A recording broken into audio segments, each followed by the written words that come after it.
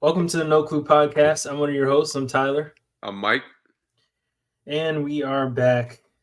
Free agency is in Full effect. full effect right now. Um, Obviously, we got to start with the biggest move. There's Most would a say, good amount. There's a decent amount of big moves.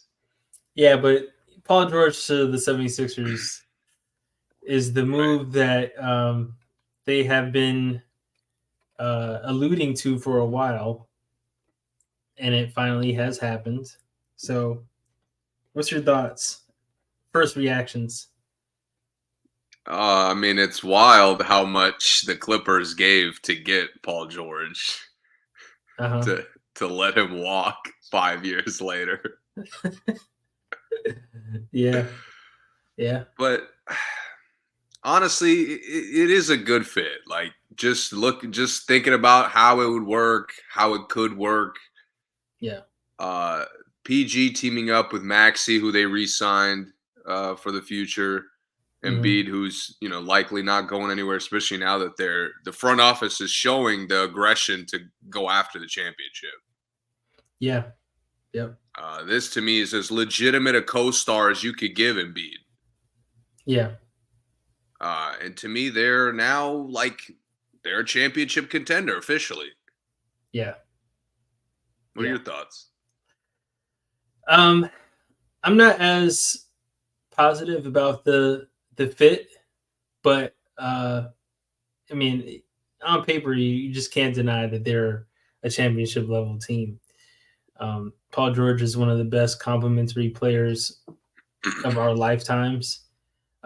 He just seems like that's why every year he's on the block because this is so hard to even imagine a team that he couldn't fit in with in some way. Um, it's gonna be exciting. It's gonna be exciting. But this to me is a more natural fit than Kawhi Leonard just wanting to play with him. Yeah, and And that's for sure. Yeah, a lot of people were delusional thinking the two wings, they're going to lock everyone up. And it didn't work at all. no, I didn't. And it's And nice to see Paul George completely flip that and said, I'm going to a team that's lacking at my position. yeah, and in the Clippers case, the defense worked, but the offense was never there because they really never did anything else positive to the roster until last year to Yeah. really fix the offensive side. Um, and this team, this Philadelphia team, they already have the offense kind of is nice. They just are missing that guy who can really get their own shot other than Embiid. Yeah. And they are definitely missing a defender and probably a ball handler that is more steady than Maxi, which is, Paul George can just do everything, which is, I think Yeah. he'll So have to do a lot is of that stuff too. where some of your hesitation stems from? Because you said you're not as high on it as you would assume, and as it is on paper. On the fit itself, Yeah. What's uh, your beef here? um, I want to see who is the other guard that starts. I do want to see that. I don't want it to be Paul George, but if he's the two guard in this situation and it's um uh I don't even know who they have anymore. Oh, Oubre. If it's Maxi, Paul George, Oubre is their three. I don't know if I like that. I don't know. The guard rotation is going to be the weird thing for me because they lost a lot of guards with this move. See, I think it's gonna be like the Bucks, where the regular season doesn't even matter. Mm-hmm. They're a playoff team now. They played really well without him. Yeah. So now with him showing up, they're gonna be an elite team, especially just in the regular season. Yep.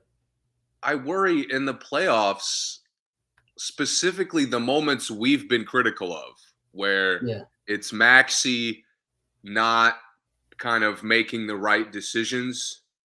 Yeah. Like to me now, you put more pressure on Maxi to play smart.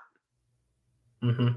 Like that's going to be the biggest thing Maxi's going to have to give them as the third guy is like smart basketball is we're going to have to rely on him as the main guard on the team. Yeah. And based on how they've played like that, it's not going to go well.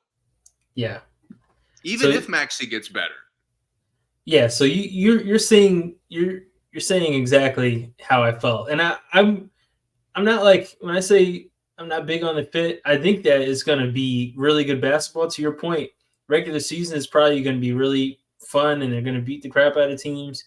But I think there's going to be, even in the regular season, some teams where if Maxey isn't controlling the tempo, if he's not making good entry passes, if he's getting trapped and not being able to find a good look out of the trap, if that kind of stuff happens in the regular season, I think they could be a really disappointing team, even in the regular season. Yeah. But and like you said, it does put more pressure on him because someone has to get those guys the ball. And although we joke about liking point Paul George, I don't know if I want to see that on 76ers.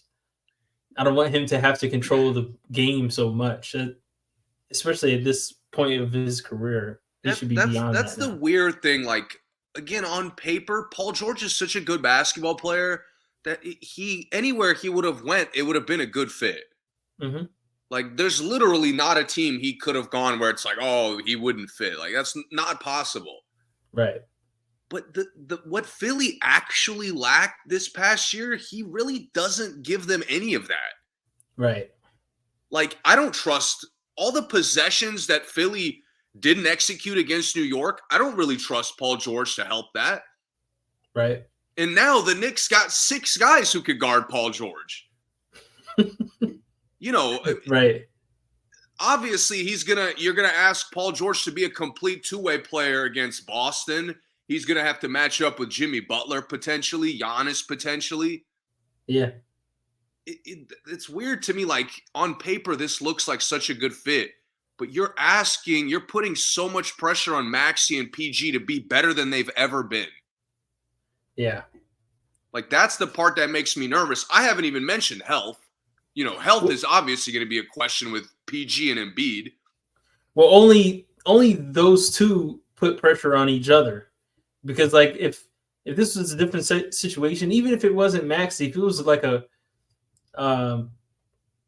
if it was Derek White and not Maxey, this would be a beautiful fit. I would have absolutely no issues, and I wouldn't think that they were putting any pressure on Paul George to be play better than he has been playing for the Clippers. I would say just do exactly what you did on the Clippers and come do it.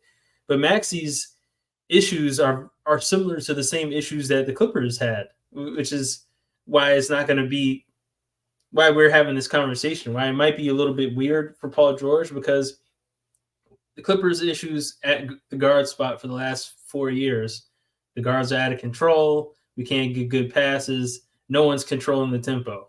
What's Maxey's problem? A lot of times he's out of control. He doesn't control the tempo, and he doesn't make good passes. Exactly. So, fit, great fit, because Paul George can fit anything, and he can a lot of times overshadow those deficiencies that the other players have, like Maxey. But if he's going to expect anything different than he got on the Clippers as far as what he has to do from the guard spot, then, I don't see anything changing there.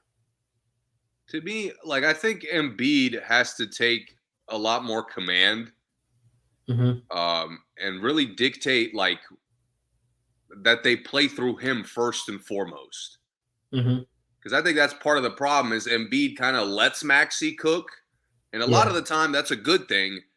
But when it's not when it becomes a bad thing, Embiid doesn't have the gear of I got to stop this. Yeah. It's interesting to me, how they're going to be able to balance the shot distribution, the defense, everything. I'm excited. This is an exciting fit to me, whether it works or not. Yeah. I'm very eager to see this. And plus, Nick Nurse plays a part in that too, because I think he's a good enough coach that anything we're seeing from Maxey, we saw from Maxey last year that he also saw, and he's probably working on that. Yeah. Paul George is any coach's dream, really, and I think that You would think. yeah, you would think, and I think he'll have something ready for Paul George to fit perfectly. Till it comes time to talk about why we lost, then he's the coach's nightmare. Yeah, exactly. Yeah, that's true. They did lose Tobias Harris to the Pistons. Oh, if there was ever a addition by subtraction move, you just mentioned it. Yeah. And they lost Batum back to the Clippers, which was kind of strange. I'm actually surprised. I thought they would have kept him. Yeah, me too. He gave them like good veteran stability as far as like he did this. You knew what you were getting. He fed the best players. Like he knew his role more so than he ever really has shown. Yeah, and he hustled a lot on right. Like Philly. that's something you didn't see from him in the past. Like there's too many times where he's just invisible. In Philly, he always had an impact. He did. But I guess it was the same. Go ahead. No, I just feel like he wasn't like a must keep, Yeah, not a must keep, but he definitely helped their versatility too, because there was times where their lineup was really long, really tall lineup, and now and based on what they are doing, like they're going to be doing more of that. Right, but losing Tobias and Batum kind of ruins that a little bit. They lost DeAnthony Melton to the Warriors. We'll get to that later. But they also picked up, along with Paul George, Eric Gordon and Andre Drummond. Beautiful. Yeah. And they lost Buddy Hield, obviously.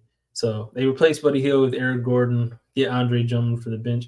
I think Andre Drummond is a huge pickup, especially as insurance, knowing that Embiid is not is never going to play the whole season. Yes. You get another starter caliber guy who is still going to have the same numbers anytime he plays. He's going to give you 10 and I'm 10 still holding out hope that they're going to manage Embiid's minutes one day. Now is the best time they've ever had to do it. Exactly. Like Drummond can play serious minutes. He's not like Reed where you're scared about him being out there too long. Like Drummond is a starter caliber talent. Yeah, he is. Yep. And he's gotten better since he was on Philly last time, which was a weird situation that time. Yeah, Drummond's gotten around. Yeah.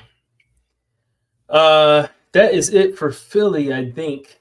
I'm excited for Philly, man. I like they're not like making a crazy amount of moves total. Yeah. But obviously making the big splash for PG is showing to me that the front office is aware of like what their shortcomings have been. Yeah. And they're trying to go all the way. Like they should try that. Yep. Yeah. Okay. The next biggest trade that has happened is finally the Hawks have traded Dejounte Murray to the Pelicans for Larry Nance, Dyson Daniels, EJ Liddell, and 2 first-round picks. So Dejounte Murray goes to the Pelicans. What do you think?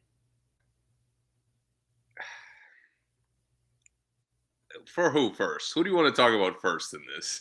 We don't have to talk about for the Hawks because the Hawks, I can't believe they.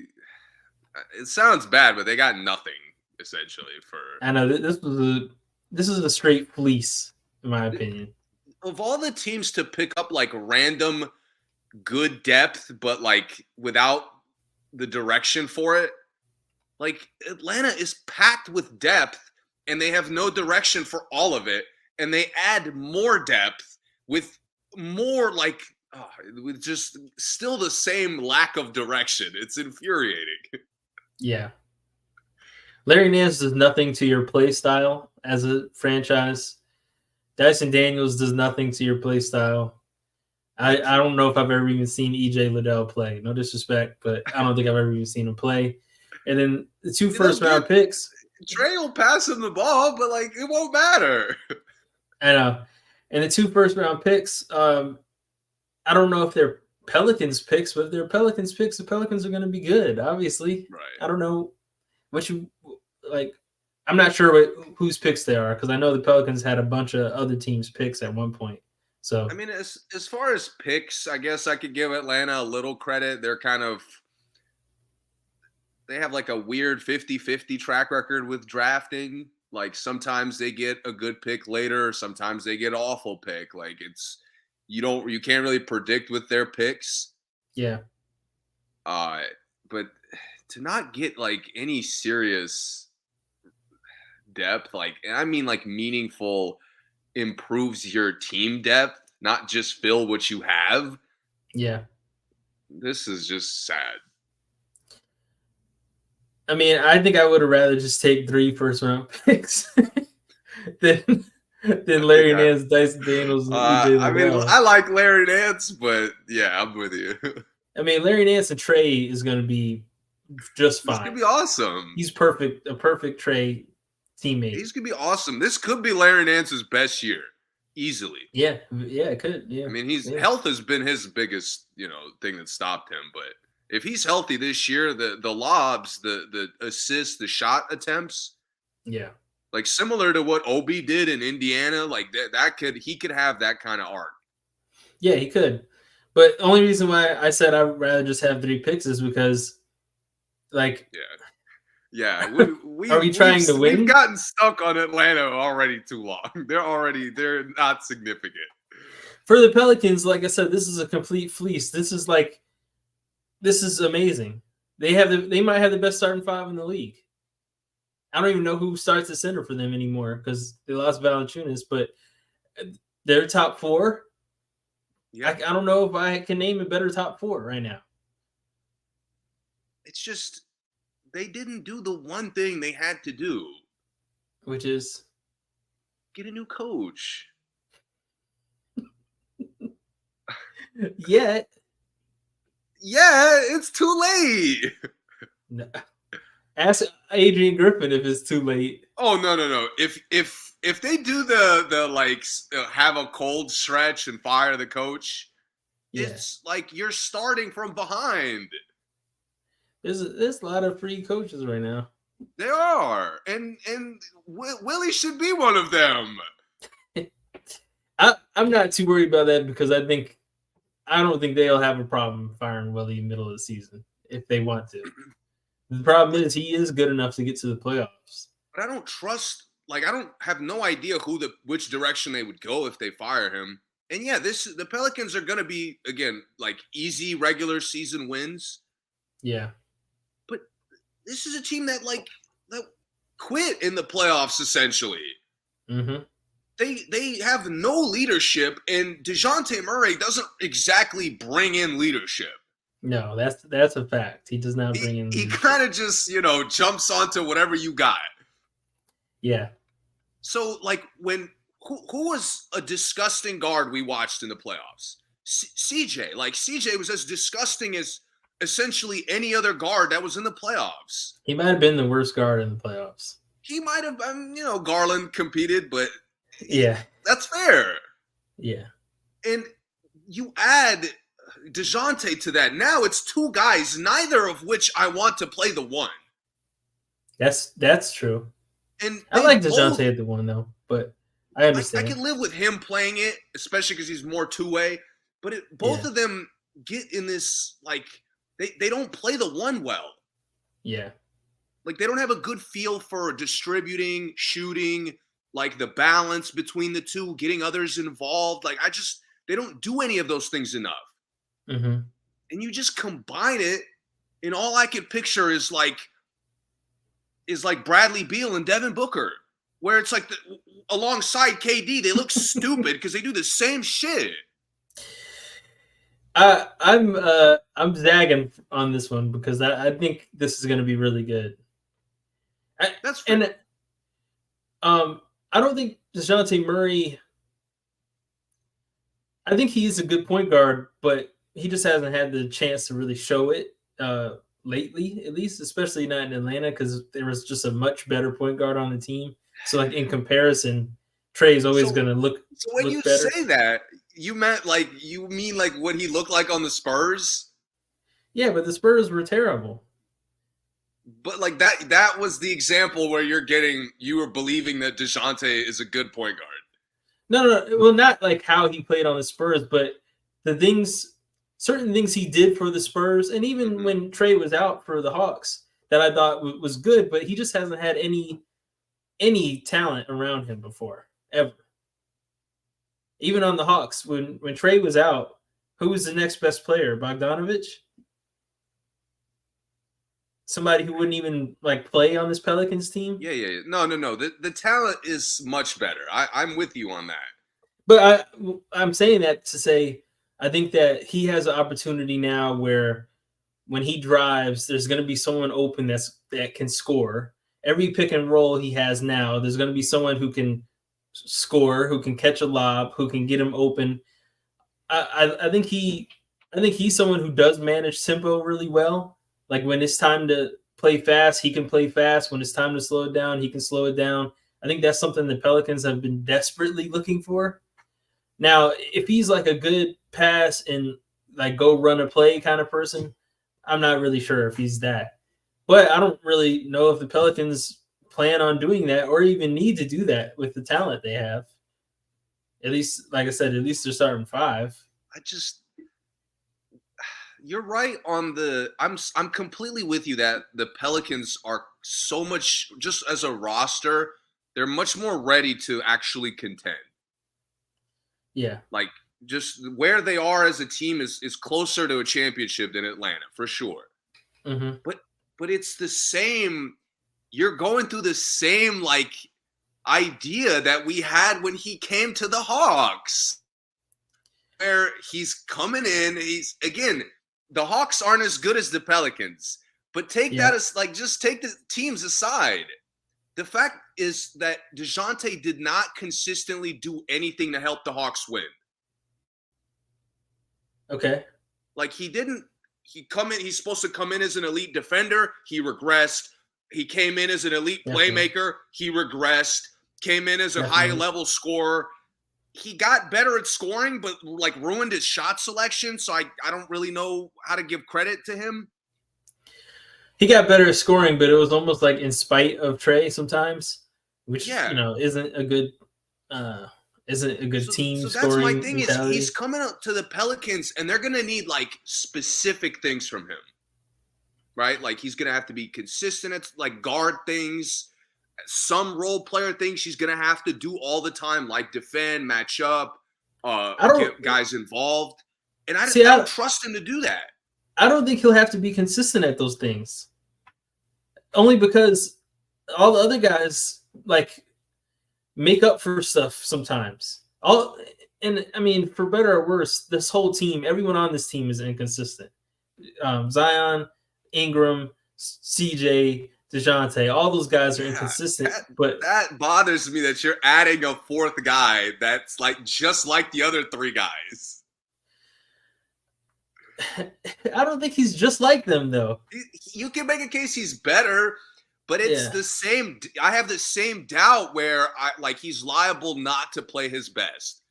You know, the difference for me is those guys, their toolkit makes them inconsistent. Dejounte is just pure in his head being inconsistent. Those guys completely fair. Yeah. Yeah, like Zion, one night Zion will shoot great. The next night Zion is airballing free throws. Ingram, sometimes he looks like an elite defender. Sometimes he looks like he's aggressive. The next night he just like disappears on the court and he's supposed to be the best player on the team. And CJ can be the best mid-range shooter in the league and be like, the most inefficient scorer in the league the next night. But Dejounte, all Dejounte needs to do is what he can always do, which is play, manage tempo, and pass, and get to the basket. And I think he's someone who will fix their nightly issues sometimes. Like this is not a good comparison, but I'm trying to think of another way to say it. But like how we said that Paul George is so good, uh, because he's so good, a lot of times he can just fix certain issues teams have. I'm not saying Dejounte Murray is that good, but I'm See, I saying, thought that about Dejounte until he got to the Hawks. but even when I said that the Hawks needed a two guard, as soon as they got Dejounte, I was saying he's not really who I thought would help them. They needed someone who was like really could just score, and Dejounte is that's really not his game. I think on the Hawks he was never able to play his game. But I think on the Pelicans, this is the perfect team for him to just play what he likes to do, which is dribble and make plays. I don't think he'll have to I hope so, man. I be just super don't consistent. see between the four of them, like somebody's gonna have to sacrifice. Should be CJ because he was doing it. I don't even think it's a sacrifice because CJ wasn't playing his game last year either. He's That's what been I worry, doing man. stuff he shouldn't I'm worried they're gonna be have doing. two talented guards, neither of which are playing their best, just like Atlanta was. Mm, And it's the same, maybe. like maybe the coaching isn't the source of the problem, but the coaching Mm-hmm. is also not like it's not offering any solution. Well, we know coaching was a problem in Atlanta. So, but that's why Atlanta, like, no matter again, they didn't make the Pelicans level roster improvements, Yeah. but no matter how much they try to improve the roster, it didn't show Mm-hmm. because like the two guards aren't maximizing anything else. Mm-hmm. And that to me, you had Zion is a wild X factor because who knows if he's healthy, what they look like. Yeah. I like how exciting they look with him, not even just Mm-hmm. him. But to Mm-hmm. me, like Ingram and CJ have been such inconsistent scorers Yeah. that it's going to be the same situation where they're going to need Dejounte one night to take all the shots. Another night, he's going to have to make all the plays. The third game, he's going to have to defend the best player. Meanwhile, Dejounte, because he's trying to do everything, he's doing nothing well. Or it's just very inconsistent, just like the other guys. You know what I mean? Yeah. I think what you're saying is fair. I don't think it'll be that difficult, but it Like, do is you think fair. they're a better playoff team like now with the Yes. Dejounte pickup? Yes, absolutely. Yes. Only because I think Dejounte doesn't have I think he has more of a combo guard mind than CJ ever has. I know CJ has played point guard in his lifetime, but in the NBA on this team, he just could not like get guys involved and score. It was like quarter to quarter. Oh, I'm passing this quarter. Oh, this quarter I'm taking 10 shots this quarter. And that's how it looked and that's how it was. And Okay. he was very easy to defend because of that, because you knew he really wasn't looking to like pass. So when they defended his shot, he gave it up and just like got out of the way, got out of the play. I don't think Dejounte does that, or I mean, I think That's he fair. changes that completely for them. I do Um, think the source of the versatility has to come from Dejounte, obviously, because he's more capable. And it's just we've seen it look bad with CJ. yeah, and plus, I think uh, Dejounte is the better breakdown player. Where sometimes Ingram will try to ISO, and Ingram takes a long time sometimes to ISO, and when he doesn't have it, he passes it to CJ, and CJ just like launches it. I think Dejounte is one of those guys who, hey, you give it to me with 6 seconds, I'm gonna go make a good play or get a good shot off, Yes. whether it's for me or someone else. And My CJ is not. They haven't my had thing that. is my thing is, assuming let's just say they're without Zion, because that could happen. Yeah, Ingram and CJ couldn't get a fucking layup in the playoffs. yeah, Like I know. Dejounte has the size and the scoring package to attack the Yeah, basket. Like we're not settling for jumpers all day like CJ and Ingram are liable to do. Exactly. So this is another Paul George. Like, it's an automatically great pickup, especially you didn't really spend that much. Right. But I worry about like the playoff matchups, you being able to execute in the fourth quarter and get good shots. Mm-hmm. Those are the things like Dejounte to me just joins that struggle. I don't think he fixes all of it. Mm-hmm. And hopefully I'm wrong on that. That's fair. You got it. Maybe. I think it's very possible, but I'm choosing to be positive this time. But I really don't know who they have starting at the 5. This is a team though, matters. like with Philly at full health, you know, regular season is going to be tough to analyze them. Yeah. The Pelicans, every game is going to matter. Like them at full, they need to get as much games with the full roster as they can, especially the 4 main guys now. Like, they gotta build that chemistry, and it's gonna translate if they do. Mm-hmm. I agree. I mean, you'll notice 20 games in, you'll know exactly what you're gonna get. Like, hey, maybe the stars align. You know, Zion has a healthy year, and they're ready. I definitely could see that. Mm-hmm. And Ingram has to have a healthy year too, which is another. Yeah, their organization just needs to be healthier. Yeah. Next huge, massive trade. The New York Knicks have traded for Mikal Bridges. They traded Bojan Bogdanovic 4 first-round picks, 25, 27, 29, and 31, a Bucks first-round pick, and a first-round pick swap in 2028. Bucks first-round pick is 2025. The Knicks heard me. The Knicks just went all in on Villanova. They heard me. That's what I've been asking for.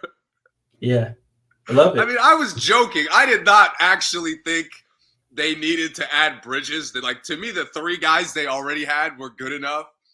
Yeah. As far as having Villanova players. Yeah. But the chemistry boost is undeniable. The chemistry boost, the versatility boost, and they managed to keep OG Anunoby, which was amazing. And they listen to something I've been asking them to do for so long. Trade your picks. The Knicks have been the worst drafting franchise in the league since for like the last 15 years. Let them go. You're not using them right, so just give them up and get something. Yep. And they did they're using their picks. Like, using too many picks for Bridges, I can only accept that if you're bad at drafting. Yes. But knowing that having looked at your history of drafting and looking at the roster you have, I mean, this is exactly what you should be doing. Porzingis may be the best draft pick they've made in our lifetimes, and they couldn't even keep him more than 2 years. Yeah. So, like, let it go. Yeah. Especially him being young, especially knowing he's with his boys and, you know, somewhere he's going to be happy. It's not like they traded him, not like he's in, like, Utah and they traded all the picks. He's somewhere that, you know, he's going to like and he's used to, and it's going to be fine. Sure. But as far as on the court, perfect fit. Yeah, it is. Absolutely is. Because he's coming in as like the at best third best player. Yeah. Like, that's perfect. I hate him. I think everybody would hate him as a number 1. A lot of people would hate him as a number 2. But number 3, number 4, like, he's the 4th, 5th best starter. Oh, you're fucking set. Yeah, he's a perfect number 3. Absolute perfect. Like, you're bringing him back to his peak Phoenix days where he's one of the best defenders, and he's giving you just efficient scoring because he takes great shots. He does. That's really what made him look not as good in Brooklyn. Is he's not really a guy who should be creating his own shots all the time. He's not. And that's okay. Yep. And he really isn't someone that you want, like, having to guard a lot of guys all night, like being a the he's a good primary defender, but he's not a stopper. Like it's two different things. So when he was on the Nets and he had to be the guy who had to check the other team's guy all night, that's really not even his game as a He's defender. not a toe-to-toe like matchup guy. No, he's not at all. But So when his role is just to kind of like be a tough assignment for somebody, he's one of the best players in the league. he's one of those accelerated role players I like to call. He's an elite 3-and-D. 3-and-D to the max. And he's got like he's a role player that's capable of being an MVP in a series. Oh yeah. Yeah. Like that to me is probably the highest regard you could have for a role player. Yep. So now the Knicks basically kept most of their nucleus. Hartenstein, big loss, lost Hartenstein. Big part of the run this year. That was tough. That was a big loss. Lost Alec Burks, I think. And we're okay with that one. Yeah, Heat signed Alec Burks. Yeah, so they're tough, man. They're going Randall all in. coming back. Who's the starting five to you? I imagine to the bench. I imagine. See, the question is like, if Robinson is healthy, is he going to start? I think so. I would probably keep Randall at the 4. I really don't want Randall matching up with the elite centers. Right. But to be honest, he's held his own. Just kind of thinking in moments against like a Bam or even like a Brook Lopez. He's not. So has OG. When OG switches to bigs, he can handle it. It's interesting to see how they go small. So maybe I would go Randall at the 5, OG at the 4, Bridges at the 3, DiVincenzo at the 2, Brunson at the 1. And Hart, 6-man. Hart and Robinson off the bench. Yeah. Because Robinson, even if he's healthy, you just can't play him big minutes. Like you're gonna fucking hold your breath every time. Yeah, I think that they kind of fell in love with that small lineup with OG down low, and that kind of shows that they haven't gotten a backup big, really, at least not yet. So I think you're probably right. I think that is what they're going to do. Randall and OG down low. Hate to see Hart come off the bench, but it is what it is. Oh, it has to happen. Because more so just because DiVincenzo showed that he's good enough to be a starter. Yeah, and he's kind of a weird bench guy because he doesn't have the options to bring him in for. Like, he has to come in for the 2 guard. That's really it. But Hart can come in for any position. It's gonna be a pressure on Tibbs to actually like manage the rotation well. It is. Because that's something it's the joke has been that he just doesn't. He just plays whoever he wants for as long as he has to. Yeah. But I don't think that's going to work with this team. Like, he's maybe not work is harsh, but I think that could be the source of them losing a series is not seeing when they should go a little smaller, not seeing when they should trust some of the bigs, like who they should play more. That could be something that comes back to bite them. Yeah, I agree. I think they'll plus this team is relatively young. I think they'll probably look for some veteran guys to fill out the other bench stuff. Yeah, and if they have an early injury, I think they'll be active with some kind of move. Yeah. Shout out to the Knicks. What does that make them for you as far as the East goes? How much more dangerous? I mean, they're a top 3 contender, like with the Celtics and 76ers. To me, they're the main threat to Boston right now. Okay, I like that. I'll take that. Do you want to talk about the Wizards trades? No. What? Okay. Not at all. Yo, but I gotta say, uh, Brogdon, 2 first-round picks. This year's pick, which was Bub Carrington, and a 2029 pick and a second-round pick for Denny is a lot. It's a lot of picks and a good player for Avdia. Just throwing that out there. If anyone wants to deep dive, you can do that on your own time. But that's weird. Yeah, Denny's getting treated like a premier role player in the market, Hmm. and maybe I didn't watch enough Wizards games, but I'm not really sure why. Yeah, me either. But I don't. He's it's just he's a over my really head, I guess. he's a really bad, not bad, but weird fit guy because like if someone just gave me him on my roster, I wouldn't know I wouldn't know how I was supposed to use him. Even after seeing him play a few times, he just kind of is okay at everything. And maybe look, I don't know if I'm a hater, but there's guys who work hard and their work ethic, like it doesn't improve what I think of their skill set, but it Hmm. makes me enjoy them as a player. Like Chetty Osman, we've talked about over the years. Yeah, Never really showed that he's like good at anything, but his work ethic, just for the two of us makes us fans, right? yeah, yeah. Like Denny hasn't had that. When No, when he hasn't. he when he tries to be physical, he just hacks.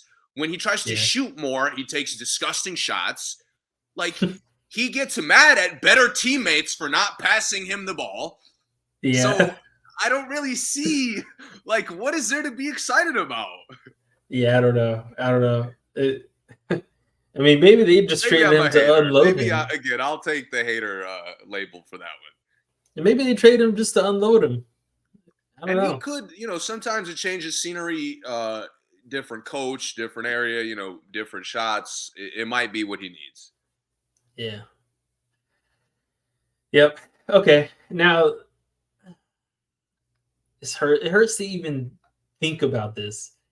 But the biggest move that has happened to this whole basketball era, um, Splash Brothers have been split up.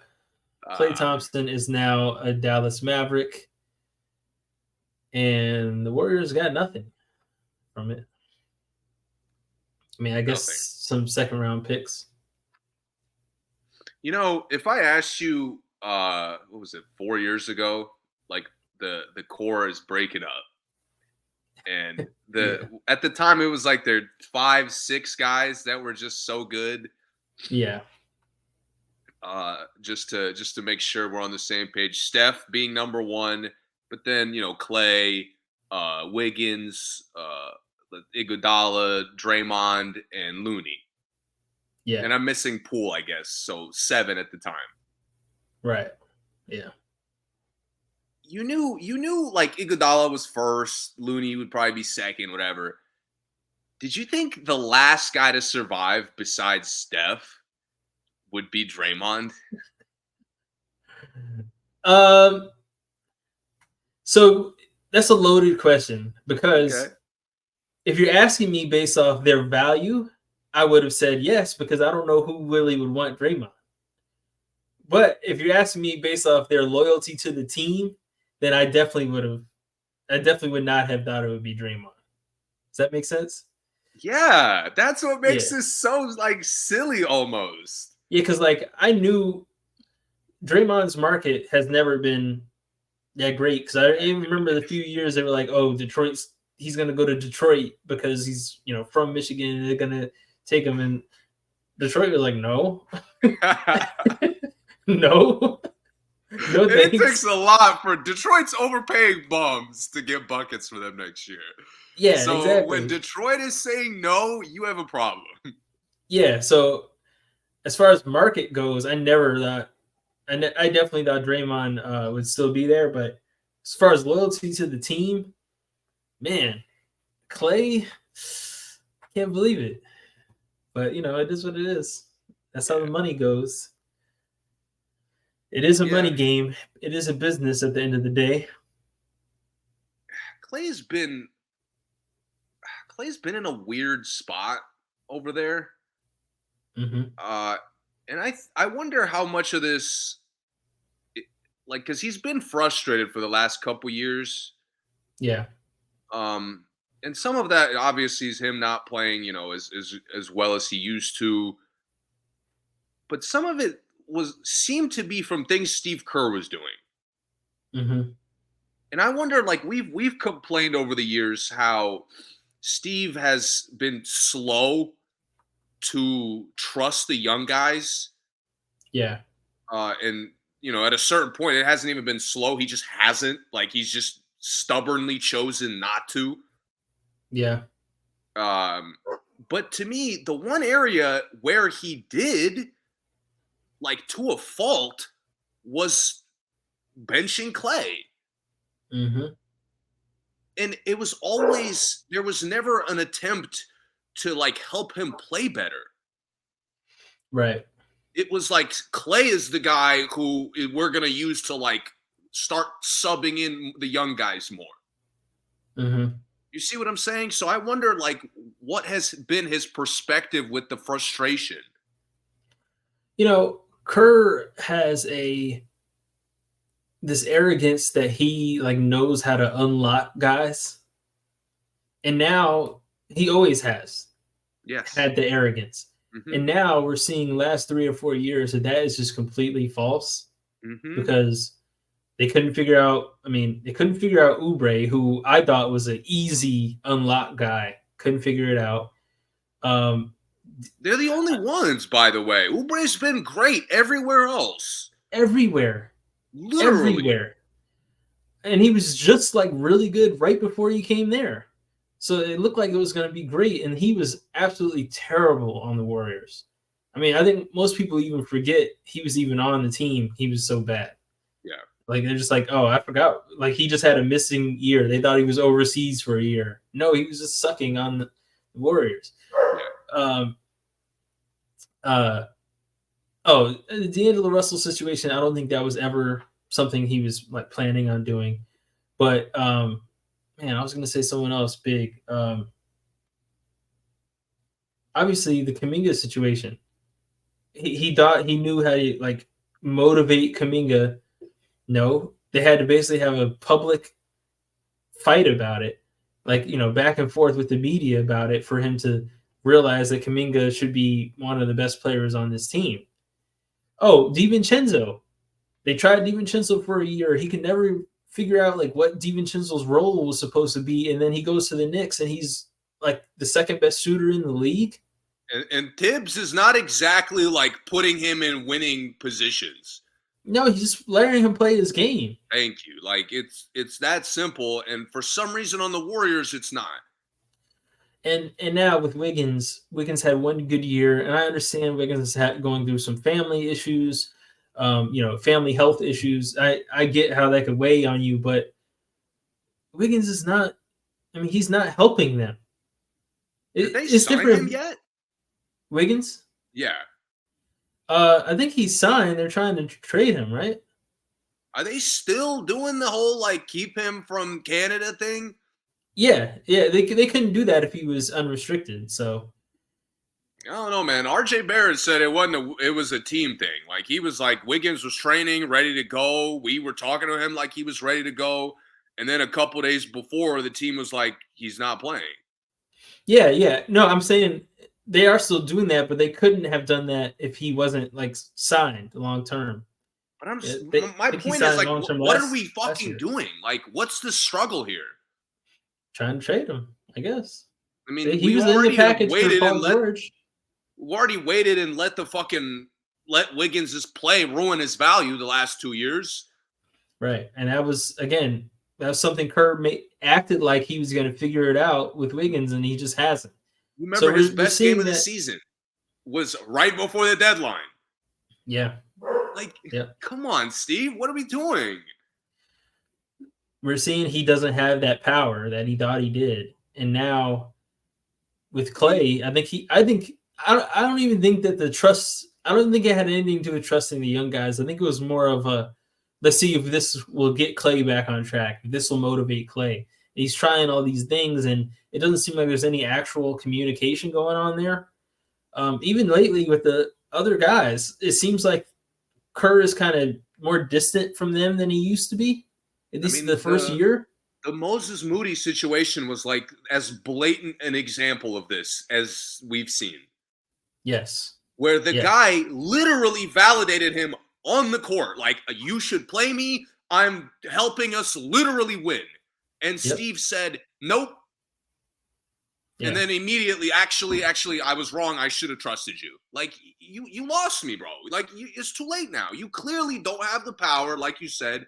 You don't have the pull. You don't have the ability to coordinate those things. Yep. And the decline has been on display, man. We've talked about it for 2 years now. Yep. And I think Klay is just the guy who he has options. He's someone that is good enough that could go somewhere else. His fit probably is the best fit out of everyone else on the team. He's such a, I mean, just pass him the ball and let him hit threes. He's the easiest fit, 3-and-D. Yeah. The best 3-and-D player maybe ever. So we probably didn't hear about like half the places that wanted him just because he's looking for a contender. Yeah. And I believe he was looking to stay in the West. Yeah. But if it was like just a money situation, half the teams would have probably tried to get him. Oh yeah. Yeah. If it was just money, he'd be on like Memphis or like New York or something. I mean, easy. Brooklyn. But yeah, he's earned that. He's a 3-time champ, 4-time champion. Yes. He's earned that. He can pick wherever he wants to go at this point, and he doesn't really need the money. I think it was just a fit and a happiness thing at this point. I know people say it was about money. The Warriors couldn't offer him the money, but like maybe that would have been like the astronomical number he would have needed to stay there. But I mean, he only got $50 million for 3 years. Yeah, no. Tobias got $50 million for 2 years. He obviously wanted to leave. Yes. And I just think there's more to the story of his unhappiness the last couple of years. It is. It definitely is. Yeah. Specifically that relationship with Steve Kerr and how something went wrong there. But what really frustrates me is another offseason. This is our third offseason, I believe, of the Warriors sitting there sucking their fucking thumbs, doing nothing. Yeah. I mean, since the Wiggins D'Anthony Melton, good pickup. Buddy Hield, good pickup. Who's rebounding, guys? Is anybody gonna fucking rebound? Slow-mo? It's like, the front court has been a disaster the last year and a half. Yeah. And we're still investing in fucking guards. I mean, it's stupid. I think the weirdest thing is them not them being so against fixing their versatility. Maybe not fixing it, but making some moves towards being more versatile. Like, hey, all our centers can't only be like lob and garbage bucket guys. Like maybe we could get a center that could stretch the floor a little bit, or imagine they got Valanciunas. Like they would be almost complete with just Valanciunas. Yep. Their own play style is literally, if we get some bigs who work hard, we're set. Like even with limited talent. Yeah, but they're going, running back with Davis, Trace Jackson Davis, and Looney. Good luck. I mean, Looney is 40. I know he's not literally 40, but he lost his job essentially. I don't know how. Yeah. I mean, you only got worse rebounding when you stopped playing him, but I guess he wasn't doing something right. That was weird too. Which this whole past year for the Warriors, like I can't explain what the fuck Steve Kerr has been doing. Me either. And It's gonna be like a joke if we have to come on here at some point in the season and talking about another Draymond controversy. I'm telling you You don't now, think I he's I will 100% not back? even entertain that shit. It's coming. And they gotta stick by him now. I don't want to hear nothing from the Warriors about like, oh, we've had enough. Shut Yeah, I up don't right either. now. Like, there's no more perspective of you've had enough of Draymond's shit because he's the only guy you've bought into. I know. I mean, everybody else, Poole, Sia, Iguodala go to retirement, Looney go to the bench, Klay, you could leave because we're not breaking the bag for you because you're washed.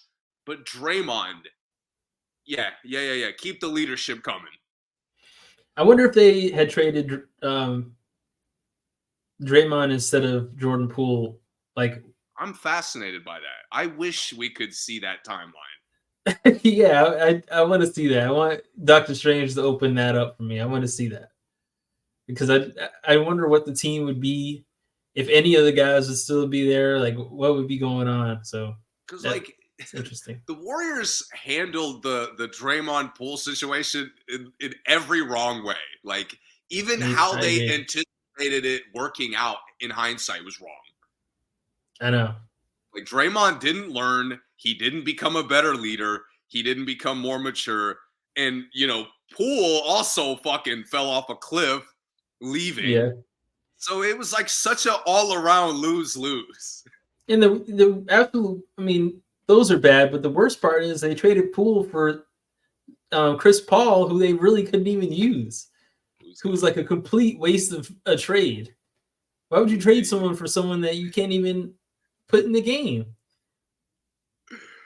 Oh man! So that was bad. I mean, at this point, the Warriors. This is going to be their first year where I'm sorry, they don't matter. Like, they're not a serious threat. They're not a serious contender. Maybe Steph backpacks them and makes them fun. You think they're done? Like, as far as moves go? They're done doing anything that like really moves the needle. I think they got something up their sleeve. But I say that every year, and they end up not doing Exactly. anything. So let's see the magic trick because I'm tired of fucking waiting. Yeah. Okay. Moving on. We could touch on CP since we mentioned him because that was a sneaky move.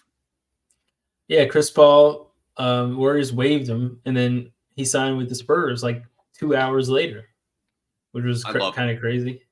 I love it. You love it? Yeah. Like, this is what I don't know what you're expecting me to say as far as like how good they're going to be. I don't really care.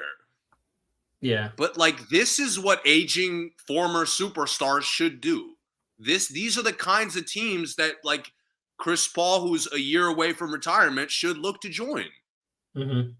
This to me is a perfect fit because you really don't want him to like play a ton because it's fucking up development for guys. Yeah. But you need veterans to teach your players. Like this notion that young rosters just automatically grow by themselves, like it doesn't really happen smoothly like that. No, it doesn't. And for the Spurs, getting a guy who's obviously got as much veteran experience as anyone, has played the point guard position at high a level as almost anyone, and he gets to play with an easy assist guy. Like, I mean, every highlight you saw of Wemby was him going to do something incredible. Now he gets to finish plays. Oh, I mean, Wemby could go even crazier than he did. I mean, he will regardless, based on just. Yeah. I don't know if you've been seeing his the practice clips of him. Yeah, I've been seeing the qualifier games. He's he's crazy. just a freak. Like, and he's getting way better. Holy shit! Like, I didn't even know that was possible. Yeah. But that to me is like a match made in heaven for both of those guys. That's fair. That's fair. I don't think they expect that much, but I do think. And the Spurs are like another quality move, and they become at least like relevant to watch. Yeah, for sure. They're gonna get I some just TV games this year for sure. They yes, and have to. not against like the other fucking bottom feeders, you know. Mm-hmm. Like let's put him not against the other like rookie. Let's put him up against the fucking Celtics. I want to see Wembanyama cook. Mm-hmm. All right. So those are the really, really big moves. We'll talk about a few. Let's talk about a few signings that were interesting. Oh, real quick, back Donovan. to the Warriors. Do you have anything to say about Buddy Hield going there, other than it just sucks that left for him? I mean, you know, if you gotta replace Klay, that's not a bad replacement. Yeah, I think I'm not it's mad at it. Buddy's offensively could be a very similar player. yeah, yeah. I agree. He's another pretty much. I like Melton and Buddy together kind of give them what Klay at his best gave them. Yeah, I agree. Yeah, So in that way, they did replace him. and Melton helps with ball handling too. Yeah. Yeah. Uh, some other small moves. Torian Prince to the Bucks. How do you feel about that? I don't care. Do you care? Be honest. Like, does that really matter? No, No. I was trying to figure out how it would matter. I was hoping you had a reason, but I can't think of one. Who did the Bucks got Torian Prince and DeLon Wright? Yeah, Okay, good yeah, offseason, Milwaukee. We're getting that rotation right. yeah. I guess so. Good luck, Doc. Yeah. Um, oh, Clippers. Okay, the Clippers got Derrick Jones Jr. Good pickup. They signed Harden back, and they also got Kevin Porter Jr., who has spent the last 6 months in anger management Yeah. and sensitivity courses. And he was playing overseas for a little while, but they got him on a 2-year contract, which I thought was like major, like crazy. I gotta be That, missing case details because Porter Jr. getting signed before Miles Bridges is wild to me. but Miles at least was playing. That's true, Porter Jr. was like, I didn't think he. I mean, obviously, talent wise, I thought he was good enough to come back. But it's kind of surprising, like him missing a whole year and getting signed that quick. Didn't last time his last experience with Harden was him quitting, right? Fat was him coming was Kevin Porter Jr. there when Harden came to training camp fat and out of shape? Oh, to the Rockets? Yeah. I don't know. I feel like he was Not either sure. there or I was like just about to get picked like the next year. I feel like he got traded there after that. That's Because I think he Harden got has traded had there. it's been 2 or 3 years since the Rockets. Yeah, He had it's Brooklyn just 1 year, interesting to me. I Philly. thought they got a moment together in Houston. Maybe. I don't know. Um, Kevin Porter Jr. has had a very shaky NBA history, but I really like this for the Clippers. I I mean, if actually like all three, he's good. believe it or not. Yeah, me too. Yeah. Well, you know, you lose Paul George, so to me, that now you kind of have to re-sign Harden.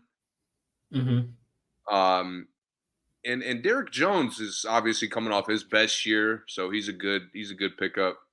Yeah. But I like the excitement of you taking a chance. On Porter. Yeah, because Yeah. Porter Jr. was really talented when he played. Yeah, he was. And to me, like with this team, he's gonna kind of go back to being a scorer. Where in Mm-hmm. Houston, his development was a lot more of like an all-around combo guard. Yeah. Like here, they really aren't gonna need him to do that. Right.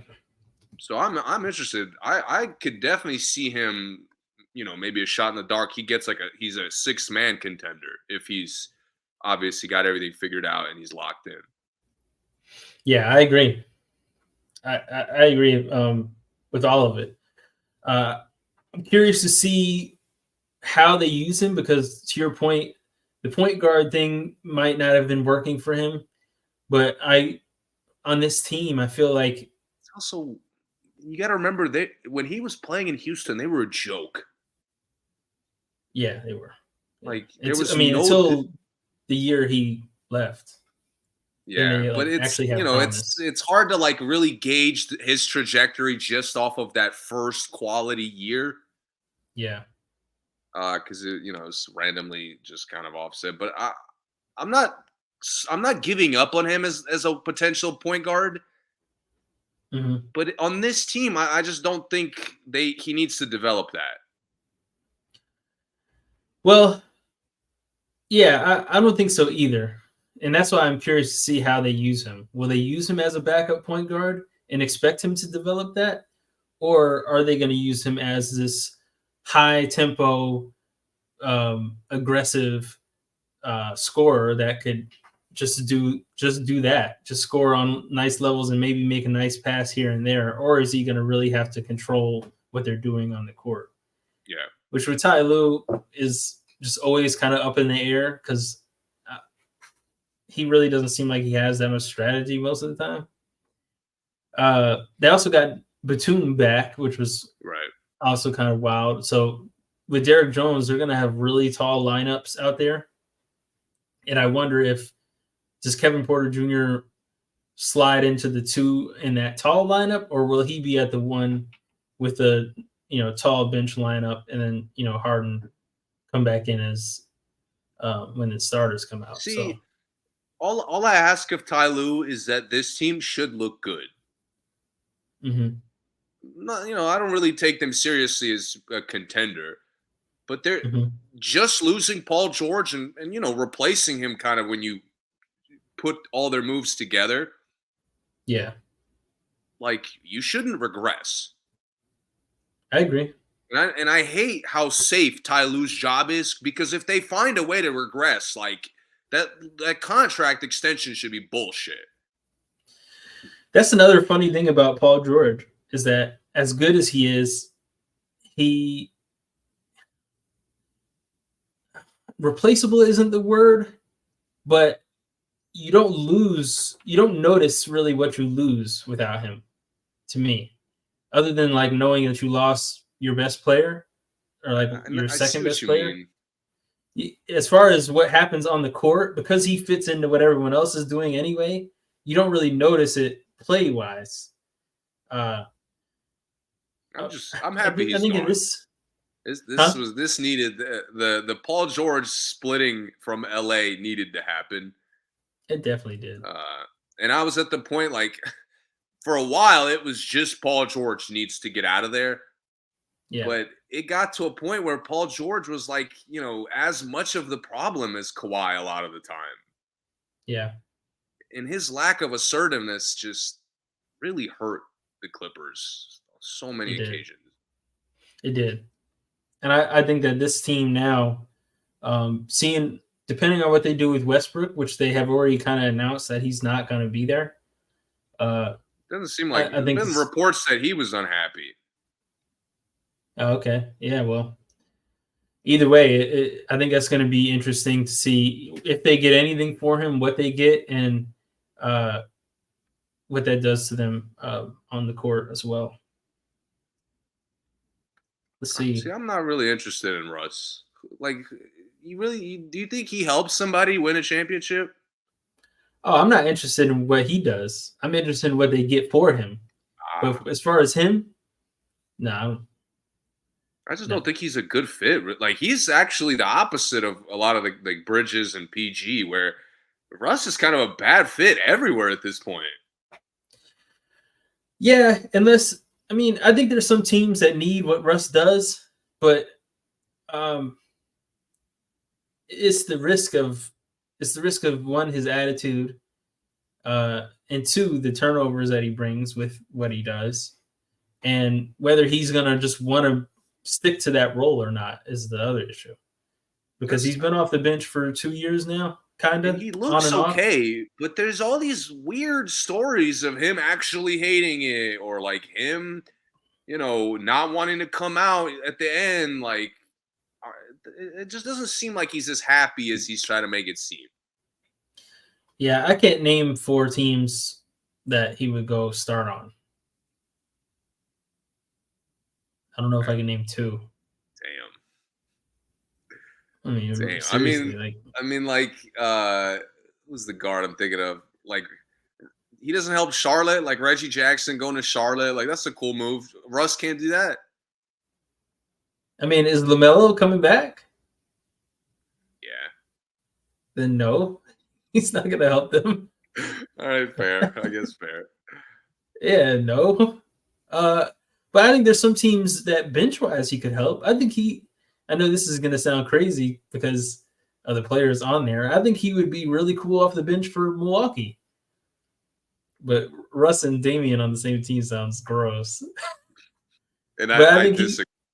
He'll create other problems that Milwaukee can't handle.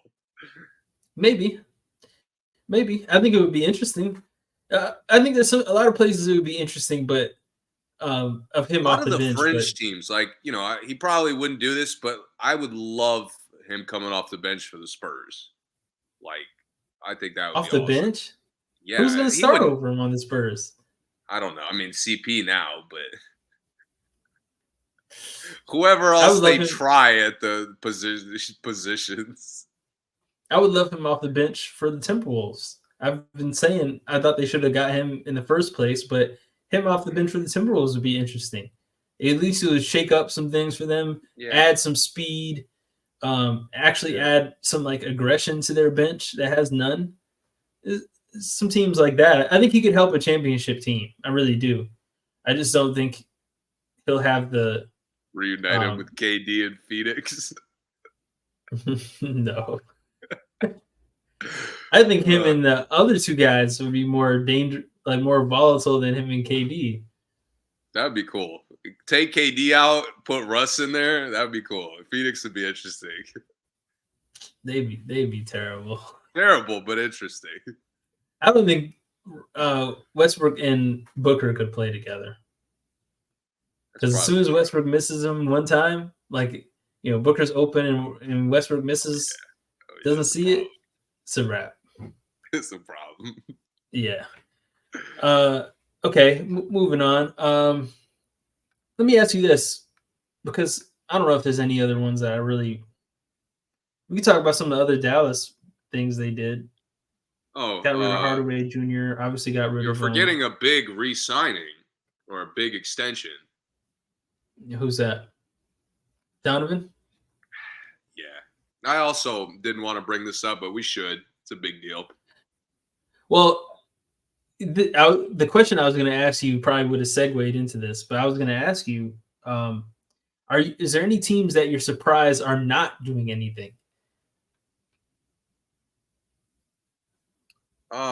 Surprise being the key word, because if you're asking me, am I surprised about what Cleveland's doing? No, not at all. Well, I mean, surprise, like if they actually wanted to win. Not like surprise, are you surprised because the organization sucks? I mean, like based off the team needing something that you felt like should be doing something, but isn't. The Cavs are obviously I'm more surprised. I'm more surprised with Minnesota at how like tame they've been. Okay. That's kind of been the blueprint of the contenders. No matter how stacked, if they don't win, they attack free agency harder. And like Minnesota hasn't done that, as if like they just won. I agree. They're almost doing like what Denver did after winning, which is like, we could keep the core. Who cares about everybody else? Like, guys, no, like that's not really the case. Yeah, and I think it's weird too because some of the guys that are available are like exactly what they need, and they're just not going for them, which I think is kind of strange. Like Gary Trent Jr. would be absolutely perfect for them. Larry Nance Jr. would have been perfect. Yeah, he would have. knockdown shooter, ball handler, great on the ball defender is exactly what they need. It would be a perfect fit. Some of the guys like that, and there's been some other ones that already got signed that I was like, okay, well, I would have figured they would have went after them. D'Anthony Melton would have been perfect for them. Mm-hmm. Guys like that, because I don't think they need a lot. But to your point, Joe Ingles and PJ Dozier, who wasn't even in the league last year, Joe Ingles, who Shout out I to don't know him how for much making his way longer back. is gonna be in the league, huh? Shout out to PJ Dozier for working his way back. Oh yeah, for sure. Because I like him a lot, and I mean he was even, developing, man. Like he was starting to show signs. So I'm hoping he keeps that going. He was, and then they traded and got Rob Dillingham in this draft, which That's cool. they're looking for guards. It's They're exciting. looking for guards when they have some that they could easily get, some veteran ones they could get and like do the same thing, which I think is kind of strange. But I do like the. I just don't. I don't feel the focus. Like, let's clean up what we lacked. You know what I mean? Like, let's add to what we were missing. Like, I don't really feel that for Minnesota. And they were such a clear cut. Like, we emerged as contenders. That, like, guys, Boston did it last year. Dallas is doing it now. Like no matter how close you are, you attack free agency harder. The Knicks. Knicks obvious. Yeah, Knicks are another one. Philly. No, not Milwaukee, but Milwaukee didn't make it far enough to even be. Last year, Milwaukee was pretty aggressive. Yeah, they were. Obviously, yeah. But we got to talk about this Cleveland shit. Because Donovan has chosen our worst nightmare. Something we word for word were begging him not to do this. Like the specific way in which it has played out. That was how we were begging him not to re-sign. Go ahead, explain. Break it down. We've asked for the last 3 to 6 months since the deadline, I would say, pretty consistently.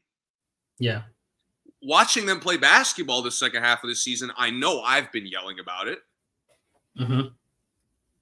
Donovan, please, if this team stands by and tries to run it back, do not come back here. Like, Donovan, please, if they're active, if they change it up, if they kind of are aggressive like they were last year, okay. But if they just run it back, buying into the guys that have let them down for years now, please, Donovan, don't come back. Right. And the only guy they gave up on, was their coach, which in my opinion was the least to blame for their problems. I agree. Of all the playoff teams that lost, that you could analyze the film, in my opinion, Cleveland's coaching film was the least of their problems. Yeah. And that's the only thing they changed. So far, but yeah. I mean, I like Kenny Atkinson, right? That's what they got. Yeah. Yep. Good hire. But it's weird to me because you didn't need a new coach. Not really. Especially JB Bickerstaff, Kenny Atkinson. Can we really determine who's better? No. Nobody can definitively tell me one is better than the other. Right. I mean, last time I saw Kenny Atkinson, I loved what he was doing, but that was a while ago. Sometimes coaches are pigeonholed or, in the constraints of how the roster was constructed. So, and it's so unfair sometimes. This situation, it is there's absolutely no performance bad enough that Darius Garland could have for it to be acceptable for JB to not play him, or to not play him 30 minutes a night. Thank you. And that's just because of how the roster is. The roster is weak. Exactly the same thing for Mobley. Yeah, yep. The roster is weak, and really only their two spots, only the 4 and the 1 are the only players that they don't have anything off the bench for. So, I mean, think Garland gets hurt and Donovan started playing point guard. Um, Or Karis LeVert. yeah, or Levert, and then Mobley got hurt, and they signed Tristan Thompson. Or Jared Allen got hurt, and they started fucking letting Mobley get cooked at the 5, playing washed up Tristan Thompson. I mean, good God, we're reaching in the depths of washed up. Yeah, so the bigs and the point guard were the only positions they have nothing off the bench. Wings, they had a ton of wings, and the wings were good. All the wings that come in played well. I mean, Levert, but the Wade comes in, he plays great. Strus played pretty good towards the end of the season, but JB was in a situation where there really was nothing else he could do unless the roster changed. So, to your point, it sucks that he's getting blamed for it because it really was a roster issue, not a coach issue. Because what could he possibly do? It's 2 players. Like, yeah, Allen is good just as an individual piece. LeVert is good in specific, like if you're using him correctly. The rest of their guys I've grown to like based on how they've either improved or how they've proven me wrong. It's been Mobley and Garland who haven't gotten any better. Yeah. And my problem is they've given Cleveland nothing to be excited about. Nothing. And Cleveland continues to move with this like banging their head against the wall. Like, our future is Darius Garland and Evan Mobley. Like, why do you keep telling me that? It's obviously, it doesn't look good. Right. And yet, it's like Donovan doesn't seem to see it. Their coaching staff doesn't seem to see it. And obviously, the organization keeps making moves like that's not the case. Like, what am I missing? Like, there's no magical jump at this point that Mobley's making as a player. He's had years to hit the weights. He hasn't. Only reason why I'm not only blaming those 2 players is because there's situations where if they had a really, really good backup point guard, like Garland would just play less. Like he might still start, but he could just play less, and they might be better. But in the situation they have, same thing with Mobley. In the situation they have, though, those guys have to play almost all night, especially Mobley.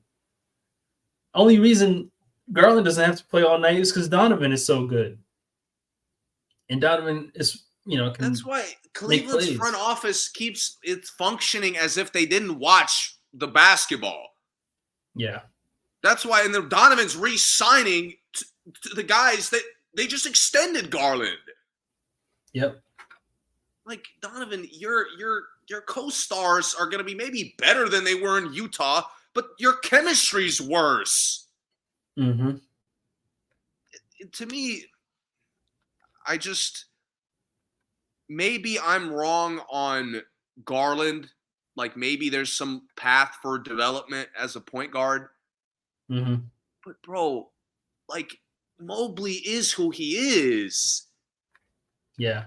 I mean, I'm sorry. Like, what development is he going to go through? Like, is he going to hit shots a little bit better? Who cares? You literally addressed that last year. You found Niang, and he's had his best year. Like, he's literally reinvented his career. He's now a significant role player. Niang's been fantastic for them.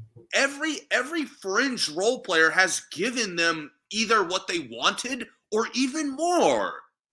And they keep Mobley, they keep trotting him out there at the 5.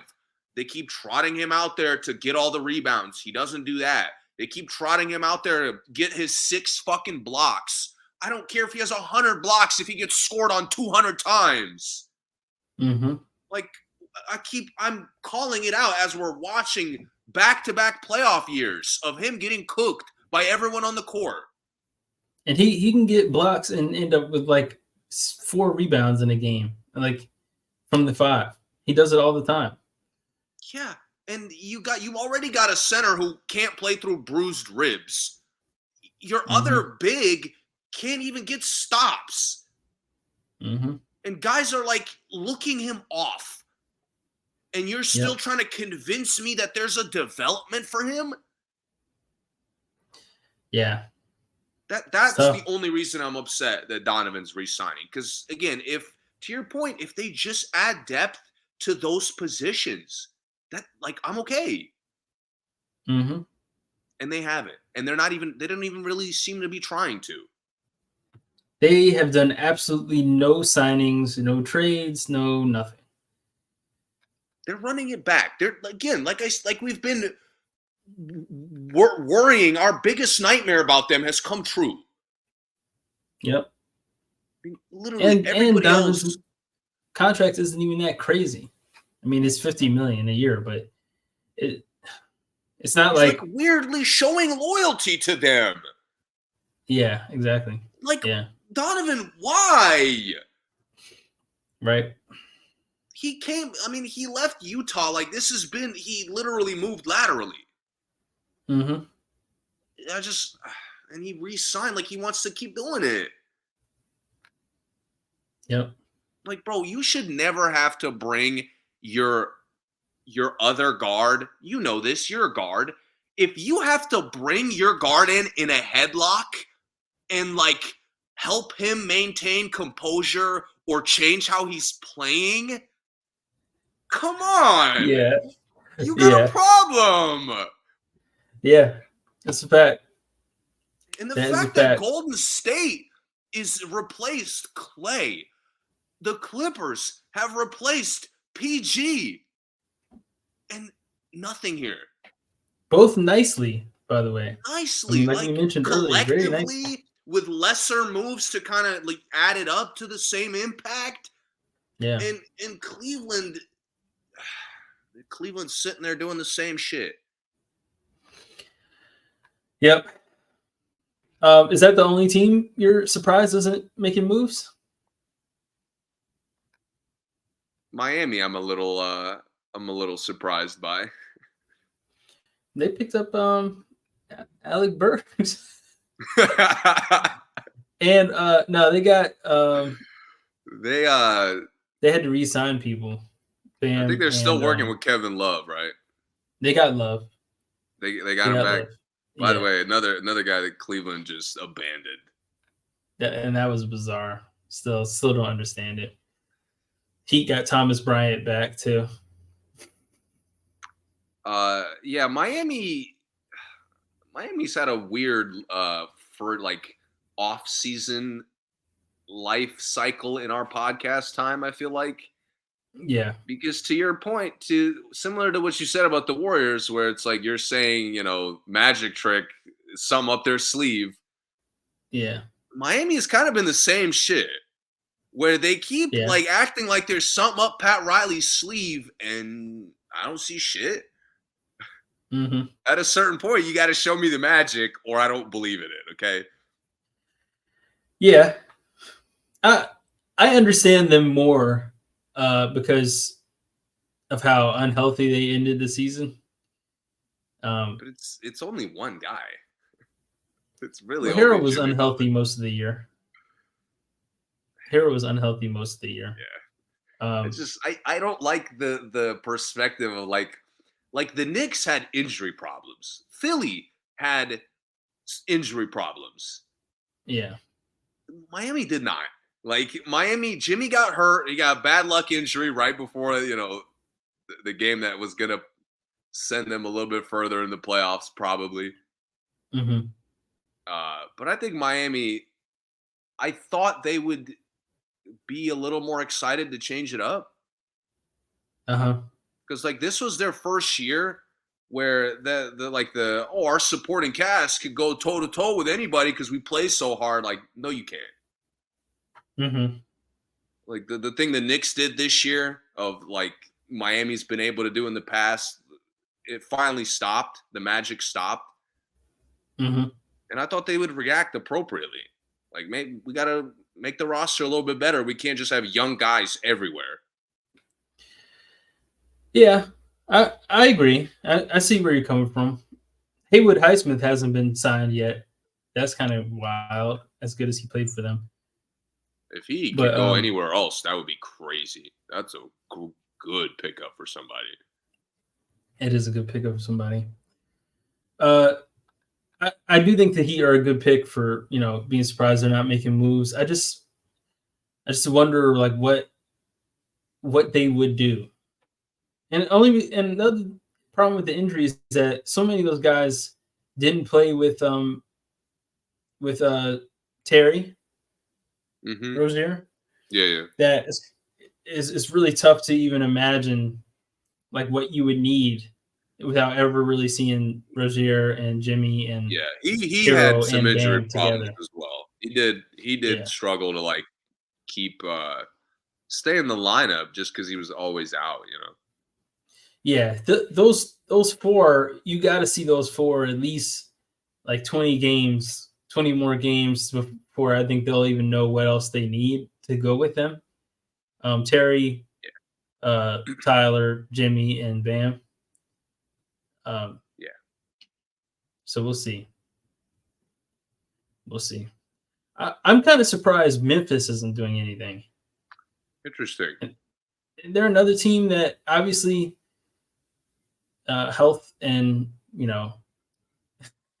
everything else off the court stuff has to come into fold here for them, but they're a team that I'm kind of shocked, not really shocked, but a little bit intrigued on whether they're gonna like how quick they're gonna try to contend.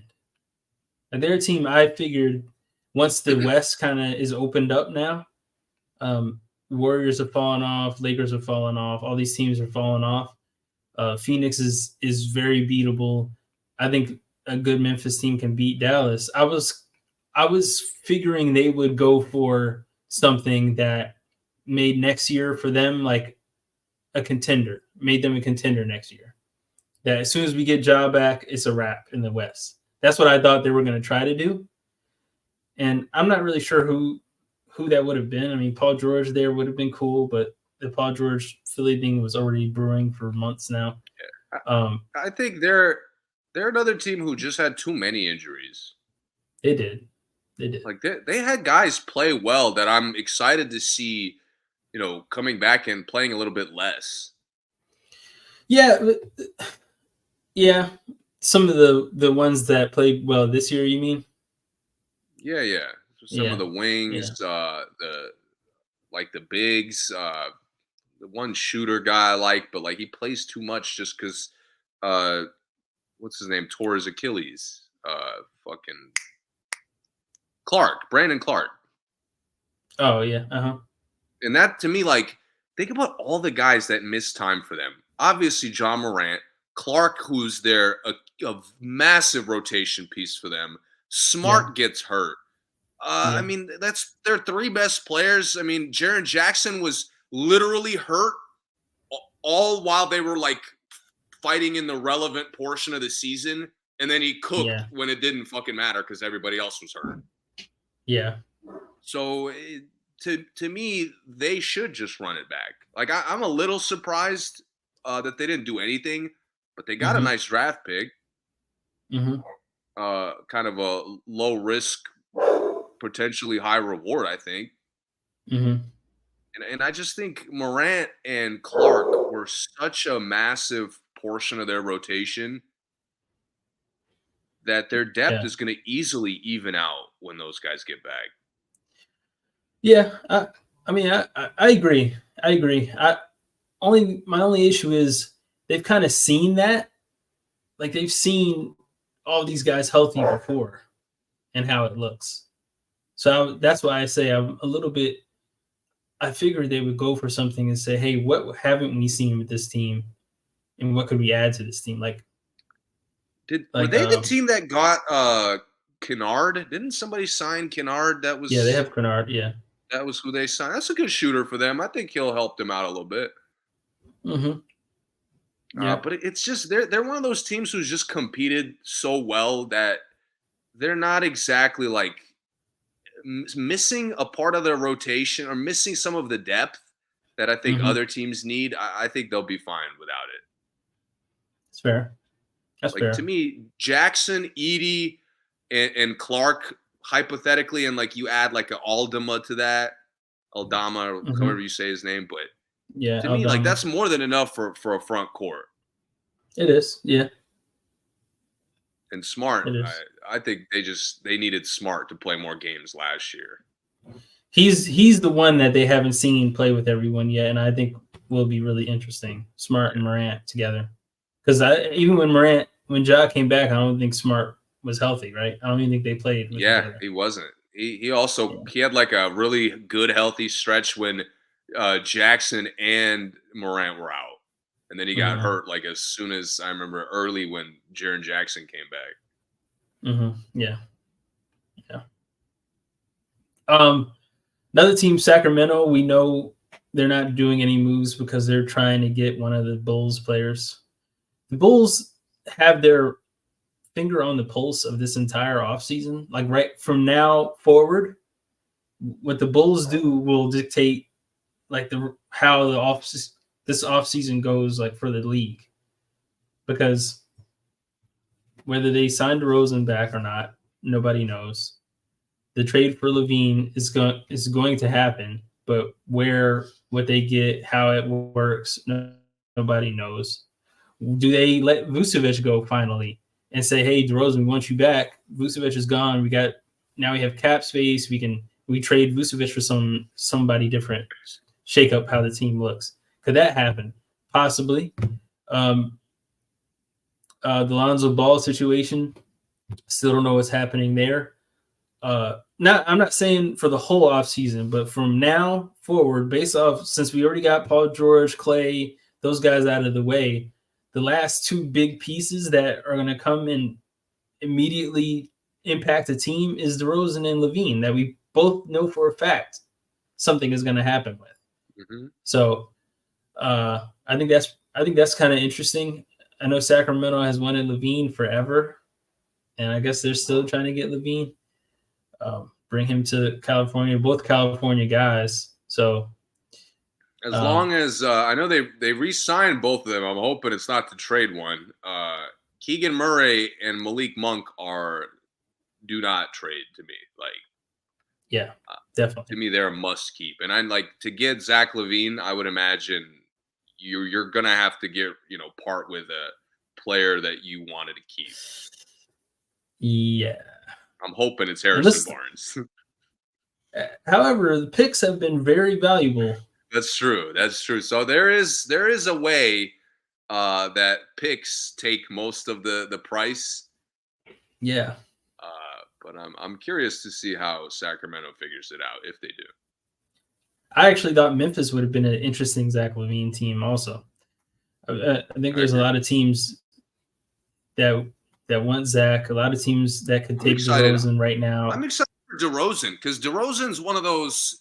Visualizing his fit is normally gross. Like it just doesn't seem like it would work with really anyone. Mm-hmm. But DeRozan has been this fascinating, like not even a combo guard. I'd call him like a combo scorer almost. Yeah. Because he's mastered scoring without kind of disrupting the pace of the team. Yeah.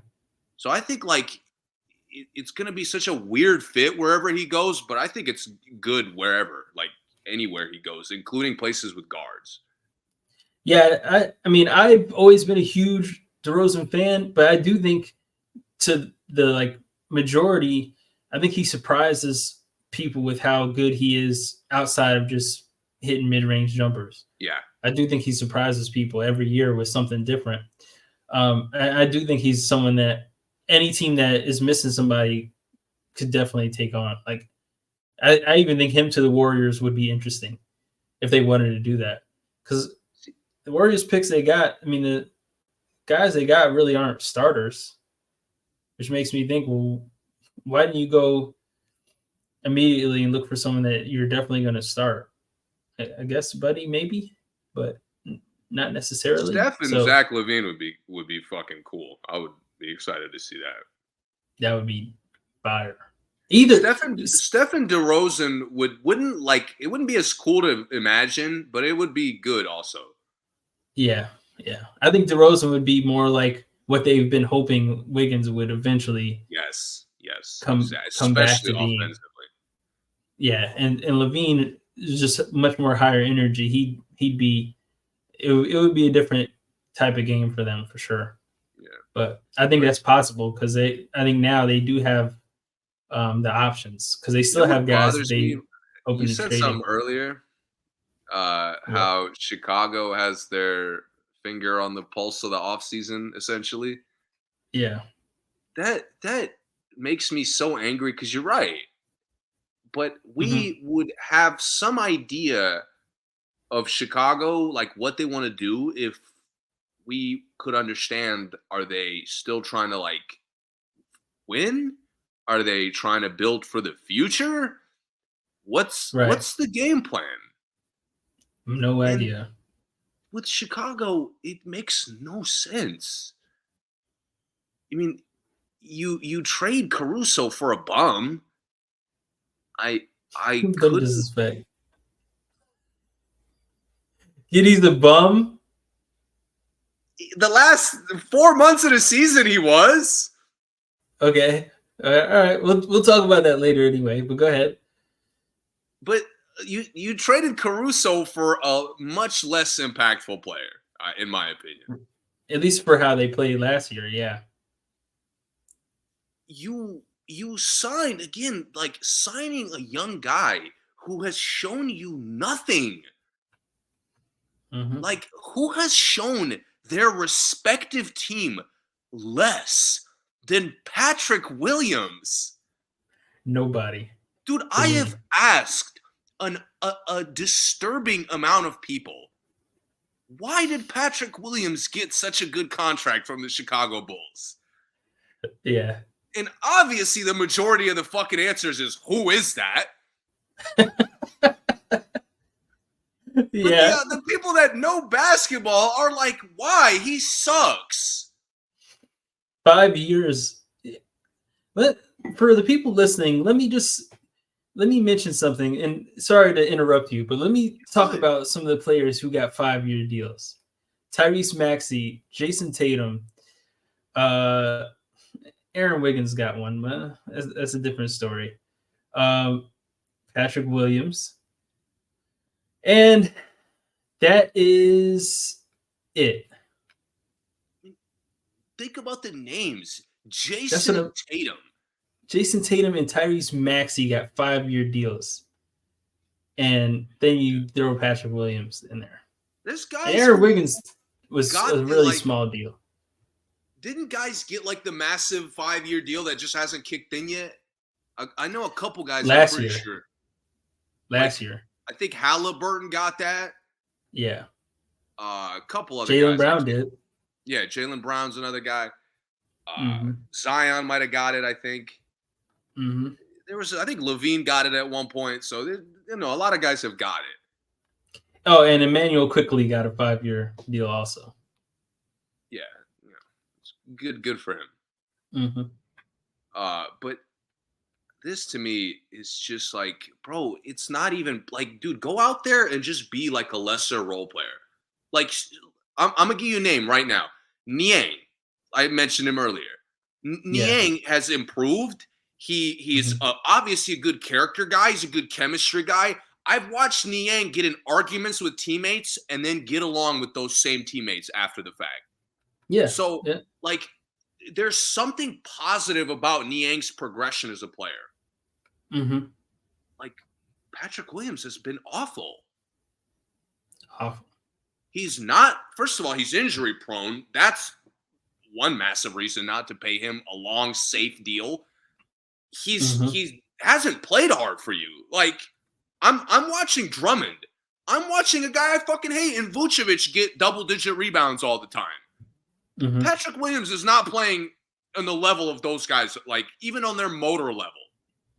Right. Have you seen him hit shots? Because I haven't.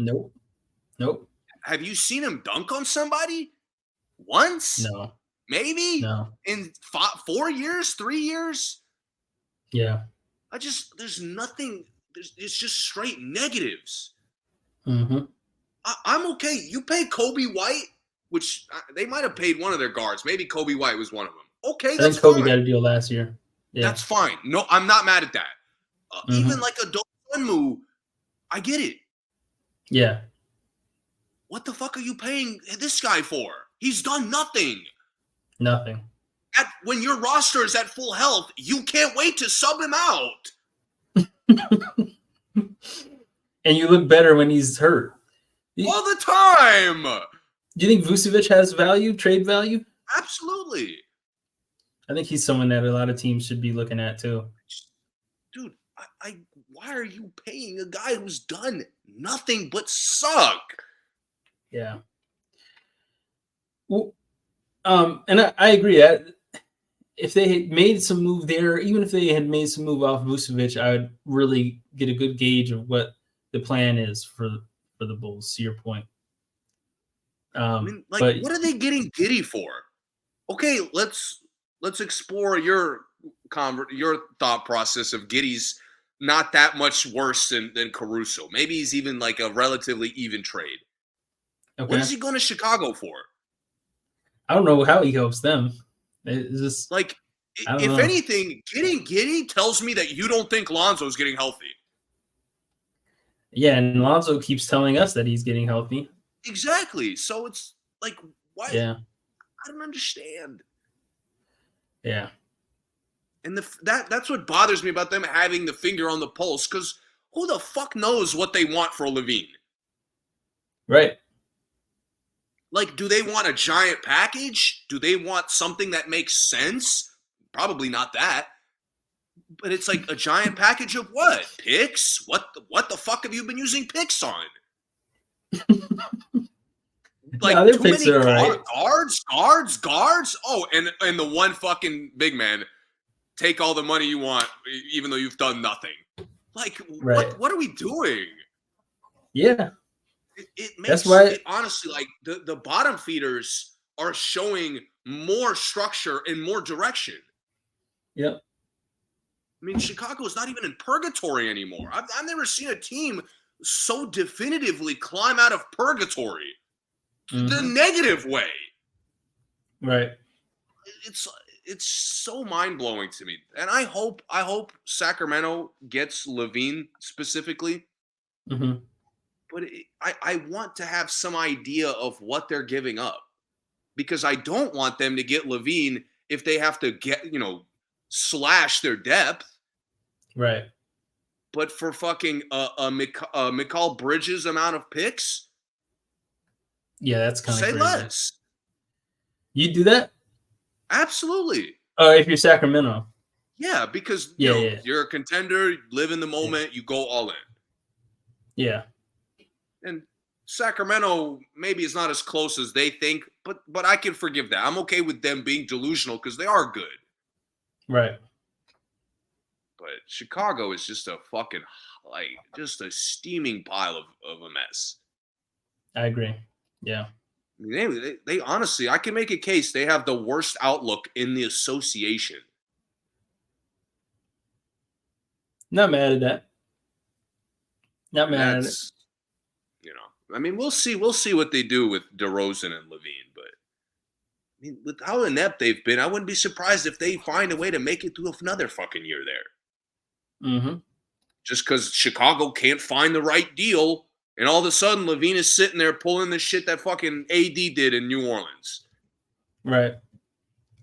So this is setting up to be just a bad mess. I hope I'm wrong, but it doesn't look good. Yeah. Yeah, and it's not over. Free agency isn't over. Last team I want to talk about, and then we'll move on, is the Thunder, which segue because we just talked about the Caruso trade. They get Caruso, they keep all their role guys, they keep Aaron Wiggins, they keep Isaiah. I mean, they get Hartenstein, they keep Isaiah Joe.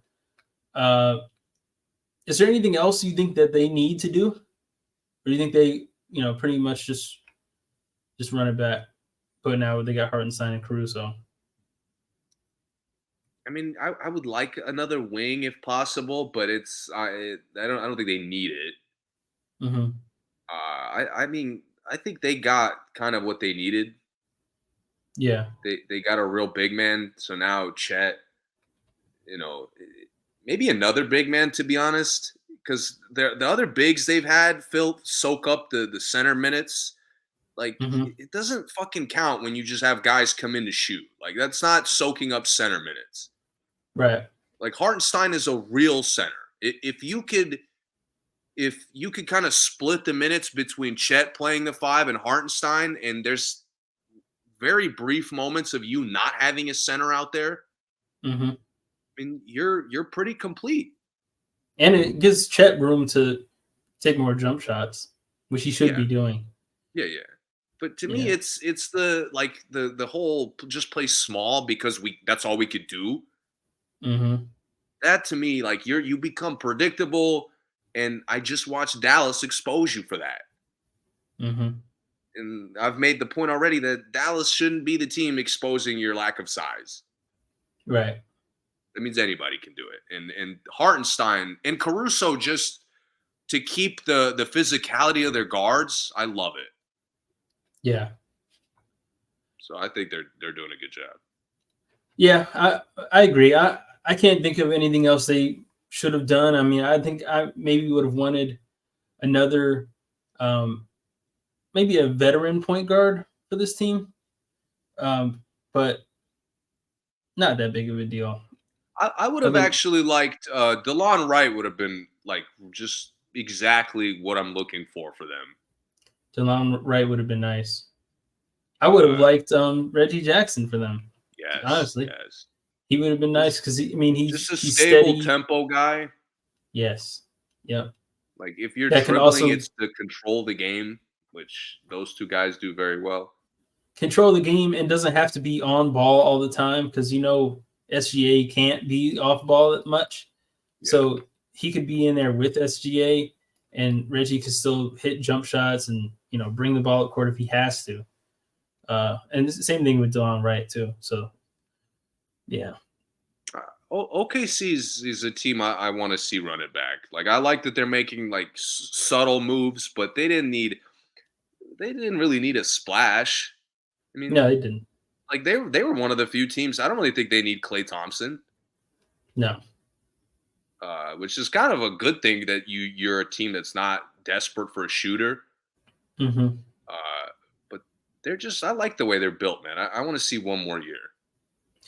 Yeah, after this year though, they can start unloading some of those depth guys We'll if see if how it they doesn't lose. work. I Yeah, mean, if they lose like a battle series, I wouldn't overreact if I was them. you that's fair. Okay, let's talk about the draft real quick before we leave. I'm sure most people have had a lot of draft info thrown at them, but um, Bronny got drafted to the Lakers, 55th pick, and he's getting a guaranteed deal. Um, I don't really have any highlights or analysis from the picks themselves. Uh, just wasn't that great of a draft. The Europeans are interesting though. I mean, all the foreign Yeah, picks, international picks are it's very just tough. interesting. It's tough because it's more. We're obviously not watching overseas games like that, so Hmm. it's a lot of like highlights that we're seeing, Yeah. and it's a lot of it's hard to evaluate a player off highlights. It's almost impossible, essentially. Yep. Yep. Well, you got anything special you want to say about Bronny or any No, of the I, drafts?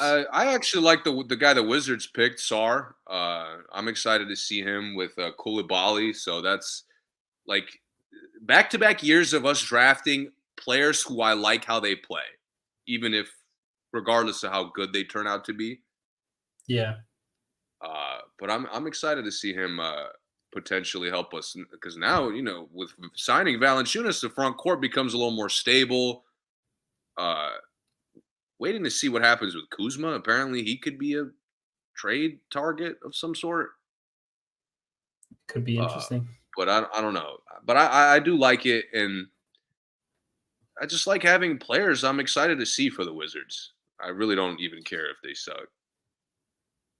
Yeah, I thought Sarr should have been the first pick. He was the best player I've seen in this draft. I didn't see the first pick play much though. The one that did go for Zachary. Um, I'm not I gonna don't try. remember. Yeah, uh, going to the Hawks. I didn't see much of him. A few clips I saw looked pretty cool. But Sarr, I thought his upside was super high. His skill Yeah. set is crazy. Atlanta is putting a crazy amount of stock in this kid.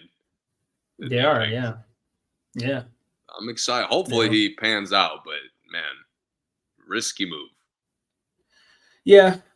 I like the Hawks as a franchise. I like the Wizards as a franchise too, and I do hope both of them get back to out of Yeah. purgatory. Yeah. I Um. don't really have in-depth thoughts on Bronny, by the way. Yeah. Me either. Like you said, the draft is weak. Mm-hmm. The draft is weak. I didn't know a single second rounder other than the Duke guy. Not even Filipowski, the other one. Or did McCain? McCain might have won first round. I don't remember where he went, but I know he went to Philly. I don't remember when. Yeah, I don't remember many. I don't think I knew many of the second rounders either. And why not just get who you want? I mean, they wanted Bronny, just get him. Who Yeah. cares? Everyone's making it a big deal. I mean, I get that maybe he wasn't good and wasn't supposed to be there. Wasn't good enough to be drafted, but that's who they wanted, so whatever. Happens all the time. There's guys who should be first round picks that don't get drafted at all. So That to me, I if I you're don't a think real NBA fan and you're yeah. mad at Bronny getting picked before you're mad at Patrick Williams making real money,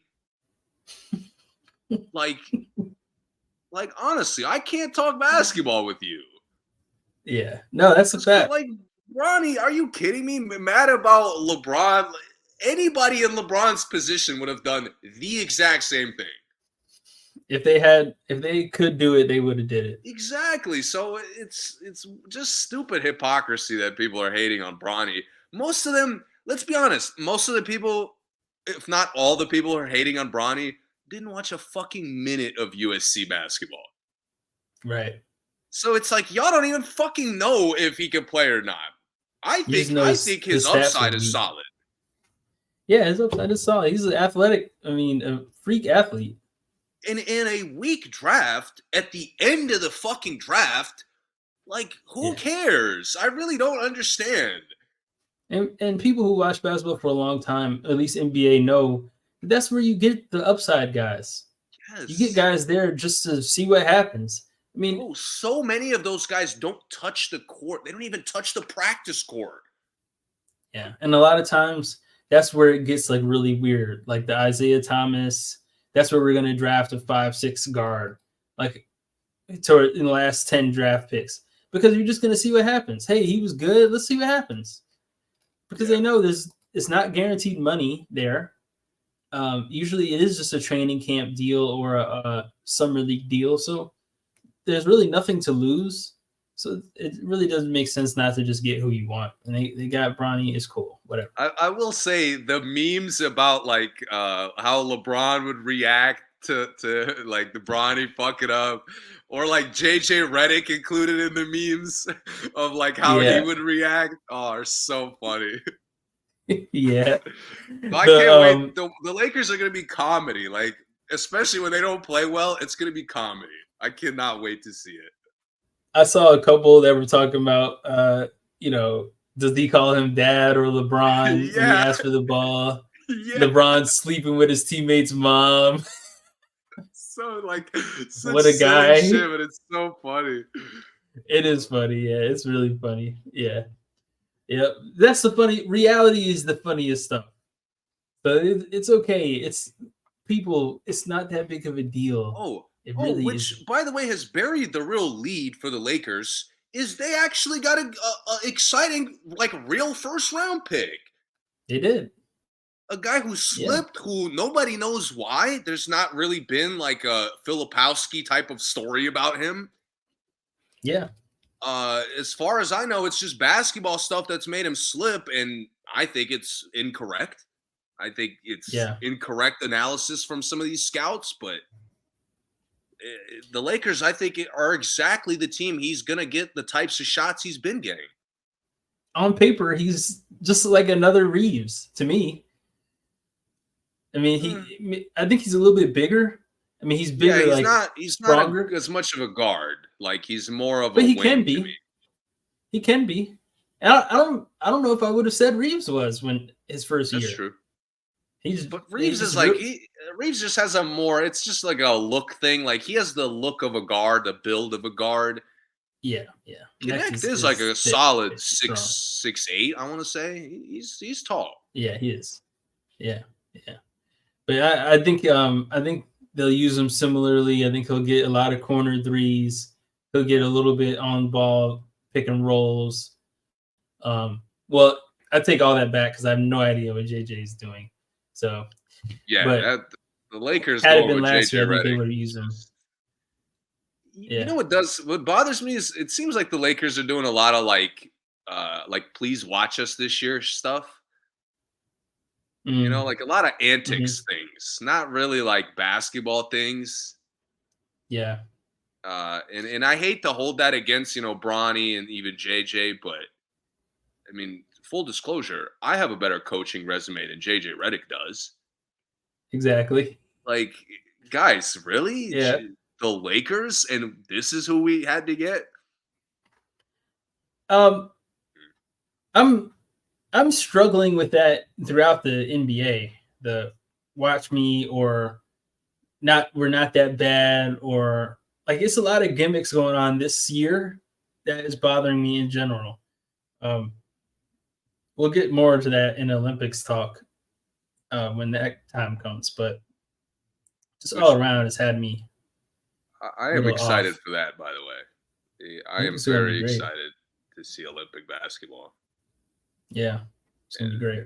I think there's some humble pie to go around, and I'm excited to find out who's going to be handing it out. uh, Greek Freak and Luca match up Saturday to see who makes it and who goes home. Oh yeah, love it. That's kind of crazy Luka's that one of them playing? won't be there, huh? Luka's playing? Yeah, he had a triple double last game. Oh man, I have not been him. I've seen Giannis. I haven't really seen Luka playing. Yeah, well, you better watch Saturday because that's the last chance Yeah. for. It's tough. It's Might be tough. your last chance. The times are weird sometimes, Yeah, it is. Yeah. and like Yeah. it's tough to find the channel too. I don't know what's up with Mm-hmm.